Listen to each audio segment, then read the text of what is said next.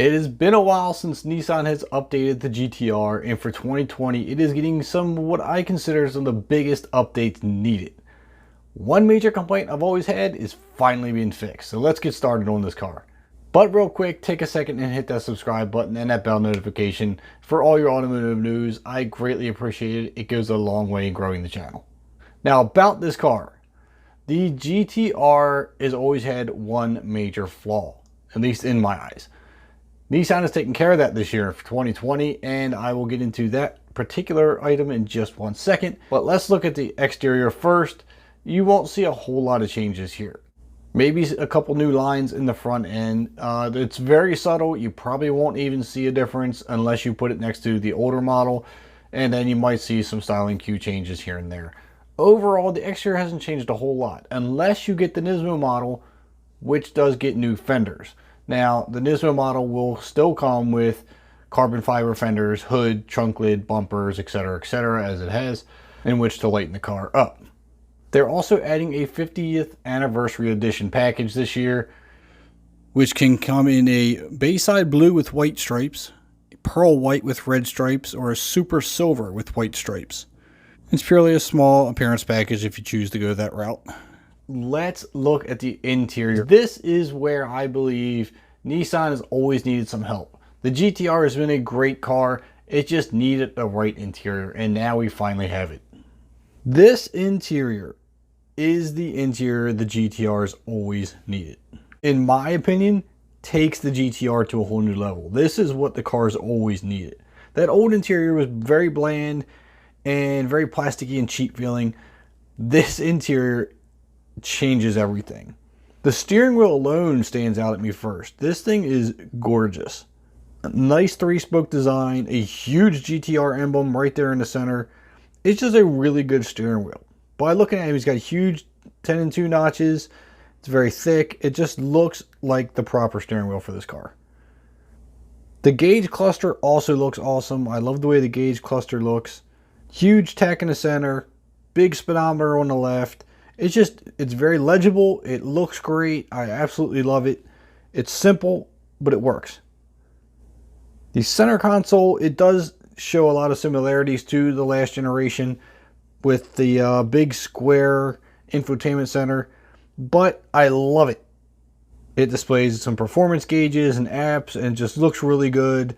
Just smoothing everything out, it just does wonders for the car.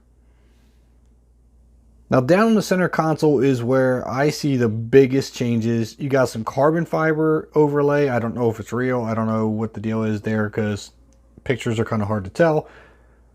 But it looks really, really good. I love the carbon fiber on the center console.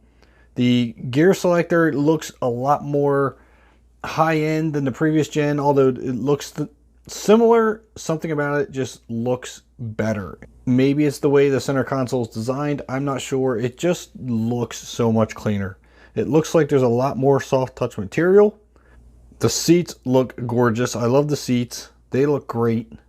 And if you go for the Nismo edition, now you can get different colors, such as the red accents inside with the red racing stripe on the steering wheel, the red tachometer in the center. It just really sets the interior off. And it's just a gorgeous, gorgeous interior. I would venture to say, if you're going to buy a GT-R, spend the extra money, get the 2020. The interior alone is worth it.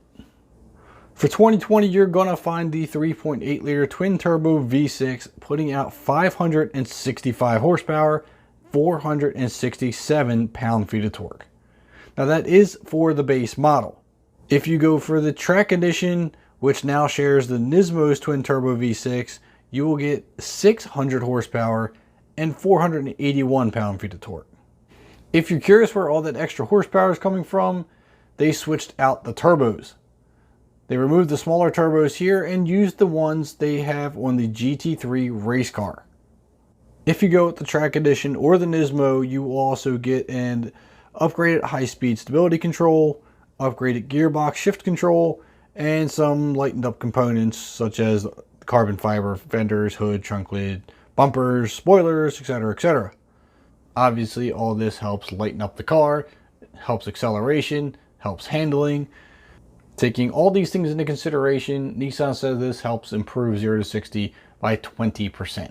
That's a pretty large margin. Now, regardless of what trim package you go to, all the GT-Rs are getting a 6-speed dual clutch transmission. This will send the GT-R from 0 to 60 in 2.7 seconds. Now the big question is, how much is all this going to cost you? Well, if you go with the GT-R Premium, you're looking at $113,540. The GT-R Premium with the 50th Anniversary Edition is going to hit you at about $122,000. GT-R Track Edition, $145,500. And the GT-R Nismo, which comes in at an incredible $210,700. Nissan has not provided any exact reasons or justifications to the massive price jump for this year. Last year's Nismo was $177,000. This one is $210,000. Why? I'm not 100% sure. I doubt the interior cost you that much extra, but it is what it is. If it were me, I would just go with the GT-R Track Edition. You're getting all the niceties of the Nismo without that heavier price tag.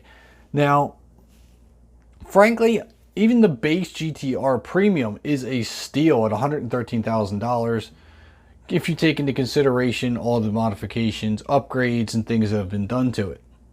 Now, if you did go with the Track Edition, the interior changes a little bit. You get a lot more red accents. You get the red stripe on the steering wheel. The seats get a red insert. It's a nice touch to the interior. I like all the red accents. I think it looks really good. If you get the GT-R Premium and the 50th Anniversary Edition, is just a solid gray with some Alcantara stitching, a headliner, dash wraps, things like that. So you get some little touches here and there when you get the trim package with the interior. Overall, I don't think you can go wrong. But no matter what package you get, that interior looks great. In my opinion, that is the biggest improvement the GT-R has ever needed. It's already had performance, it's already had handling, it just needed that nicer interior to really make you feel like you're in a supercar. Alright guys, that's all I have for the GT-R today. Again, thank you for watching. Make sure you hit that subscribe button and I'll catch you in the next video.